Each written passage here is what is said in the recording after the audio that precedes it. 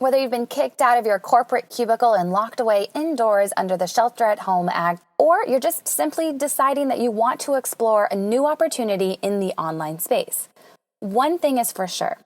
Your business will bust unless you are able to successfully launch it to others. In today's episode of the Online Business Clinic, we're talking about smart strategies to help you get the word out about your new online business. Because chasing business is exhausting. So I just want you to imagine for just a moment that instead of spinning your wheels and tailgating your next client, just imagine that they line up around the block and are attracted to your new business like a magnet. Well, in today's episode, we're going to be sharing with you exactly how to do just that. So hang tight.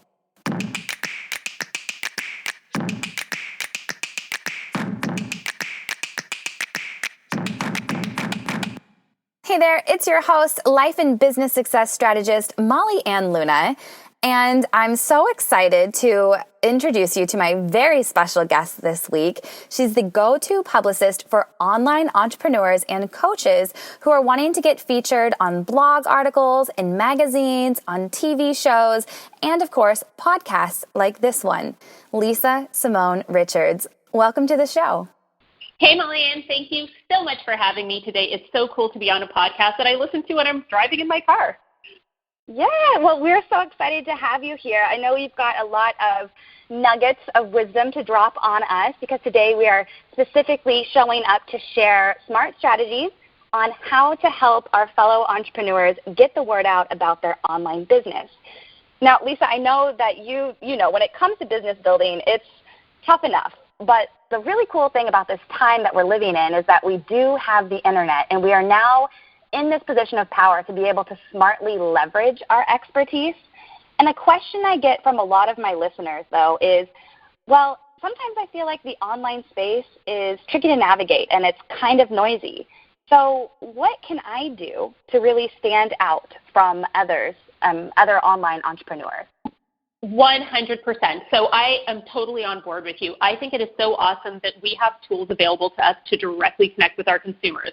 The internet, Instagram, Facebook, it's amazing. But here's the mistake that I'm seeing a lot of online coaches make. They're constantly posting on their own platforms, and if you Google them, they only show up on their own website, on their own Instagram. And the truth is we want to see credibility from the people that we're looking to connect with, and we also need to keep bringing new, fresh leads into our business to be able to reach more people. So I'm the biggest believer in leveraging the platforms of others so you can show up in front of more people. And that's one thing that's really going to help you stand out online, because think about it, how many online coaches are there? But who are the ones you keep hearing about multiple times from multiple people? Those are the ones who come top of mind for you.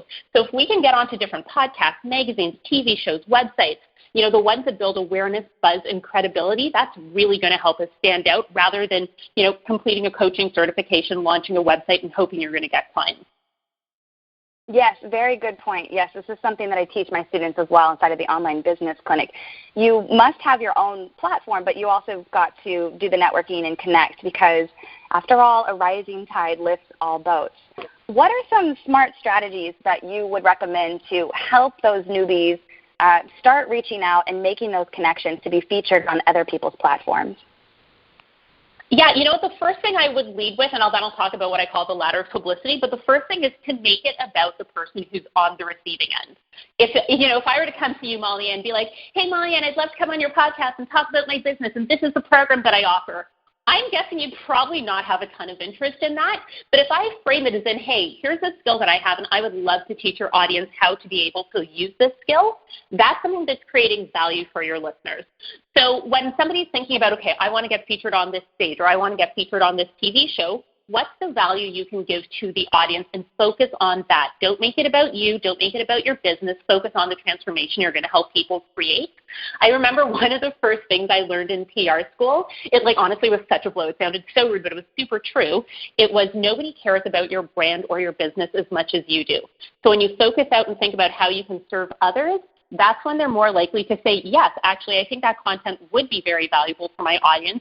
You can go, you can serve the people who are interested in taking it further, will connect with you, but that way you're actually leaving everybody else better off than they came. So definitely, if you're going to go pitch any publication, any stage, make it about what you're creating for the person who is consuming the content. And then the other thing that I would recommend, I mentioned I would talk about the ABCs of publicity. I find that the imposter complex comes up a lot when people are starting to get publicity. Who am I to be on this TV show? Who am I to be on stage with, Rachel Hollis, for example, is one thing that kind of went through my mind last summer when I was on a stage with her. And so for the people who are just getting there, they need to have the confidence to show up. So I teach people to go through the ABCs of the ladder of publicity, so that they can grow their content grow their confidence, with each rung that they climb. So what that looks like super succinctly, if you're just getting started getting featured, start off with contributing guest content.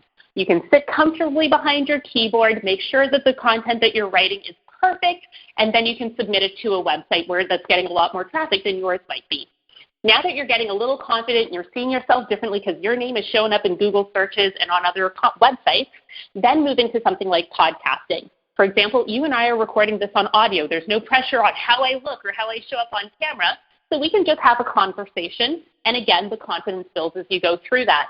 Then once you've been featured writing a few places and you've been on a few podcasts, then I say let's go in for visual. How can we get you on national TV, local TV, even like a Facebook Live or an Instagram Live with somebody else if that's what's going to serve your business best. So then, if I were to take a brand new client and throw them on Good Morning America, I think that'd be a little intimidating. But as they move up the ladder, then the confidence grows to show up in a bigger and more powerful way. Oh, very good. I love this ladder idea. So written content, and then work on crafting your message through podcasting, and then possibly stepping into more of the visual stuff with those big-time players. Yeah, and if I can throw one more thing on there, what I really love about that framework is think about how we consume content. Like some people like to watch YouTube. I'm addicted to watching YouTube. Some people like to listen to their content like a podcast. Some people prefer to read. So now, no matter who your ideal client is and how they like to learn, you're actually connecting with them in that way. That is very true. So let's just say that I've moved up ladder A, done it, written, B, done it, podcast. Now we want to step up and navigate how to kind of play with the big dogs. What sort of advice do you have to step into that arena? You know what? I would honestly say, first of all, tap into what is the purpose of it. So I will definitely say most clients who come to me, the first thing they want is to get featured on Forbes or Good Morning America or the Today Show. And the truth is, what is your business model and how is that going to serve you? So, I know we're talking to online businesses on this show and online coaches. I had clients who, here in Canada, their first media appearance ever was on a live national daytime TV show called The Social. So think of it as like Canada's version of The View. Like that's huge credibility to get featured on there. However, they had one location here in Toronto. So if someone on the West Coast in Vancouver liked this segment, that's all well and good, but there's no way to actually put money into that business here in Toronto. So when they did a local TV show, definitely not as prestigious, definitely not as big names, but they saw more people walk into their clinic and their revenue went up.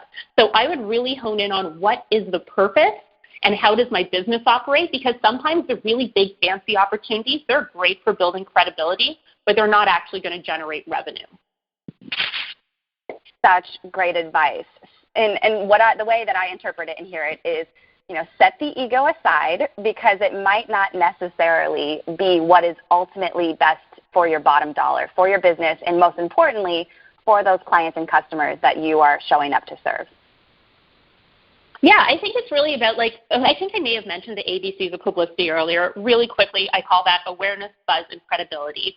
Are you trying to build awareness so that people know about you, so that people will know about your offer? Are you trying to create buzz so that, maybe you have something launching and you want it to be talked about in multiple places to increase the chances of somebody signing up for your new offer? Or are you looking to get that credibility? I've been on Forbes, I've been on Oprah, and you know that that's not necessarily going to run revenue, but it's going to put you in a position where, now you can apply for the bigger stages because you've had these features. So I think once you're really clear on what the intention is, then you're going to be able to have purposeful PR. Oh, my goodness. Thank you so much for framing that for us. That makes so much sense. So really tap into I'm glad it lands. Intention. Yes, completely. So make sure you really tap into the intention and identifying the core purpose.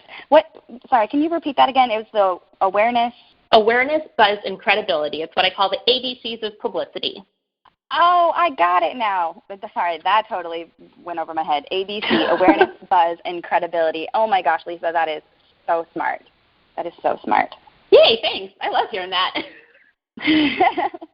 Okay, so I feel like I've got to go back and do my due diligence. I got excited because I've been operating in the space of written content and podcasting for a while, and I wanted to just fast forward to the visual aspect. But let me go ahead and let me jump back really quickly and just make sure that I'm covering A with the written content. For my listeners out there who are just getting started, they're deciding that they're really wanting to pivot into something new, maybe even be launching a brand new online business. And they're like, okay, great, I can write a blog or I can do that. How would they get started? What suggestions might you have? Yeah, you know what? Here's a really great tip that anyone can take from this episode and put into practice right away. So the first thing I think about is what is the category that I want to get in front of. So, for example, I just started working with a new coach, brand new in her business, and she works with people who have celiac. So we were on our first coaching call, and I was like, okay, let's hop on Google and type in quotations, write for us, WRITE, write for us, and then outside of the quotations, celiac. And what came up was a bunch of websites that are looking for content. They had all the submission guidelines there. So while they may not be some of the biggest names out there, she's starting to get a voice or a footprint out online. So now she's applying for podcasts, and those hosts are like, who is this person? When they search her, now they can see her contributed content online. So I think the first thing you can do is just type in write for us and what your specialty is, and that's a great way to get started. Excellent advice. Oh, my goodness. That's incredible. Okay, so just use a Google search for quotations, write for us, and then your ideal category, and that's a great way to get started. Exactly. I love that.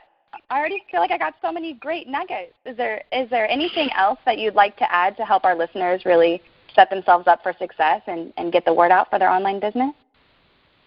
Yeah, I think, I want to dial it back to the confidence and the imposter complex we were talking about earlier, because I can give all the tips and strategies in the world. I will toot my own horn. I think I'm pretty freaking awesome at what I do. But I can give someone all the tips, and if they don't feel confident to go out there and execute it, they're not going to. So something that I have my clients do, like literally when the ink is drying, is I ask them to grab a pen and paper and write out and remind themselves exactly who they are. Because it can be so intimidating. There's already someone online doing what you're doing most likely, but remind yourself of who you are. Number one, write down how much time have I invested in getting good at my craft. That could be high school, college, coaching certifications, going to conferences. How much time have you spent on all of those things? Write that out. And how much money have you invested in all of those things? Add it all up. And when you look at that list, you're going to be like, oh my God, I really do have a skill that not most people have, and that is totally valuable. And it reminds you that you just have all this content and information, and you have your own special way of sharing it. And I think once people remember who they are, that's going to actually give them the confidence to reach out to these various blogs, podcasts, whatever it might be, and share all of the amazing knowledge that they've built up. Yes, share all of that amazing knowledge. You have to hold that image within your mind first before you can really fully step into that influencer or that 6 or 7 figure online business earner that you're really wanting to be. And that all starts with first having that awesome self-image and that level of self-confidence. So amazing, amazing insights here today, Lisa. Thank you so much for sharing with us. I'm curious to know, for our listeners who have tuned in today, how and where can they connect with you further? Ooh, thank you for asking that. So I think maybe some of the listeners might be like, okay, well, what is the best way for me to get out there? Am I best off speaking on live or virtual stages? Should I be on podcasts? Should I be on websites? So something that I recently developed was a quiz called How to Uncover the Best Way to Promote Your Coaching Business. So if you head over to www.lisasimonerichards.com/quiz, they can take this quiz, and that will show them exactly based on their gifts and how their goals, what strategy they should be using to get themselves out there. Fantastic. Lisa, thank you so much for showing up and sharing with us today. You have dropped so many little nuggets of knowledge and wisdom bombs here, and it's been an absolute pleasure having you on the show. Oh my gosh, it's been so much fun, and I just want to encourage everyone listening, take this information and use it to create transformation. Don't just let it be some good ideas that you jot down. Hop on Google. Your phone's in your hand right now. Look up Write for Us in your industry. Such a smart way to get started. So everyone, go check out Lisa Simone Richards for any of your next steps. Go take that quiz so you know exactly which type of media is going to be right for you and for your business. And until next time, I'll see you right back here, same time, same place next week. Bye for now. This episode is sponsored by the Online Business Clinic membership, a monthly mentorship program that gives you step-by-step business success strategies to help you get a steady stream of new clients and to amplify your business's income and impact. To learn more, head to mollyandluna.com/OBC membership.